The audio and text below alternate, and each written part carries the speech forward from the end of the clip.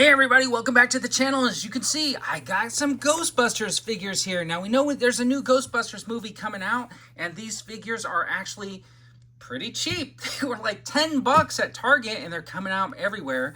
I got Phoebe, Callie, and Trevor, and what we're gonna do is open them up and take a closer look. But let's just take a look at the boxes individually. There's Phoebe there, and you can see I like the nice window packaging. This is of course from HASBRO, and it says that it comes with Bonesy, which is a Ecto-Stretch and Tech little spongy thing that comes with it. We're gonna see what that feels like when we get in there. Here's Callie, and you can see she's got her own Possessor, the Ecto-Stretch and Tech, which is actually kind of cool. And then you got Trevor here, and this guy, of course, is familiar. That is Slimer with the Ecto-Stretch and Tech, and you can see they got them pulled over, sliming them. So let's just open these up and see what we get for 10 bucks. So I just wanted to show you, got this out of the package, and it's got this nice piece of cardboard here, which is the city that's frozen behind it. But I wanted to show this off because it's got like a piece of plastic over the front, kind of like we used to get. And then it's got that little bubble piece inside where the figures are like in there. Now this is taped, and this is taped right here on the back. And I bet that is to prevent any type of theft in the store, because to get the figures out, it's pretty hard to like reach in there and kind of grab them. But anyways, let's move on. So this is a better look at the cardboard piece that's behind the figures. Let's just stick that in the back for now, shall we? So, you know, we're not getting a whole lot in there for the $10, and then we'll just take a look at this. This is the backpack and the wand. And you can see it's pretty much just a pressed piece of plastic with like a peg. It's not even it's formed on this side too, which is kind of interesting. There's the detailing, and there's the detailing. There's not a whole lot going on here. It's just connected by this little piece of plastic. There's this directional peg that goes in the back, so you know which way the pack is supposed to go on. Okay, so this is the Phoebe. There is the face. There's not a whole lot to it. Her arms move up, down, all the way around, and the legs basically do the same thing. There's really no other articulation in this figure other than the head.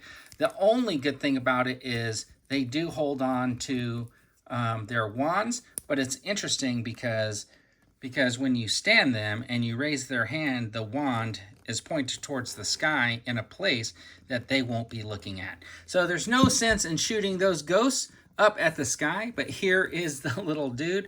It's not sticky or anything like that. It's just a crazy little piece of really flexible and soft rubber. Look at that. You can stretch it and stuff like that. And it has a hole in the back so that if you wanted to, you could put it on there and stretch it out.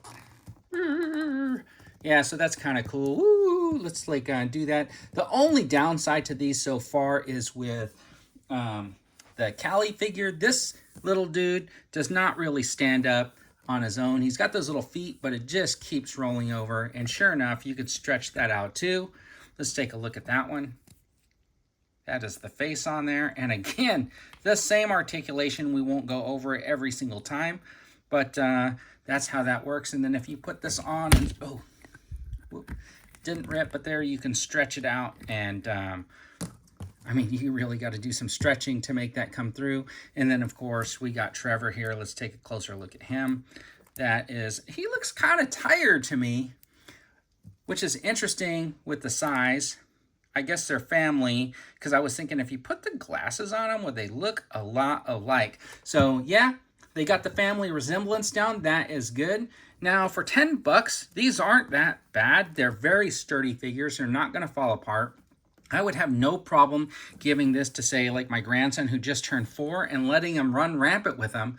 But I think he'd have to see a Ghostbusters movie to kind of understand who these characters are. It's too bad there's not a cartoon with these characters, because then he might really be into it. But here is Slimer, and it's kind of cool because after he eats, you can make him really, really fat, which is really neat. And if you wanted to, you could stick that and just pull it down like that, and you can see where he's slimed. But anyways, I think it's kind of a cool little thing. I think for like, if you're getting these for your kids or something like that, they're kind of really neat. These are very interesting, fun to play with, and stuff like that. But I think they're a pretty good buy at $10 because I think what'll happen is, like with my grandson, let's say, if I were to give these to him, these he'd probably play with and carry around and do all this stuff and maybe put in his mouth or whatever. And these ones he might play with a little bit and then they'd end up on the floor and I'd step on that thing and man, would that hurt. But anyways, not very much articulation, but very sturdy. I do not feel like these are going to break. Way better than they did with those fully articulated Dungeons and Dragons figures, which were more than twice the price. But anyways, if you're looking at Ghostbusters and you see that new movie and you just got to have the newest Ghostbuster figures in your collection, I think these are not bad for $10 just to set them up on a shelf or something like that and have them displayed in your collection, because I think together they look halfway decent. Anyways, everybody, that's my quick little look at the new Ghostbusters figures from Hasbro. And you know what? They're very sturdy, and I would have no problem giving them to a little kid. Thanks for tuning in, everybody. I really appreciate it. And as always, have a fantastic day.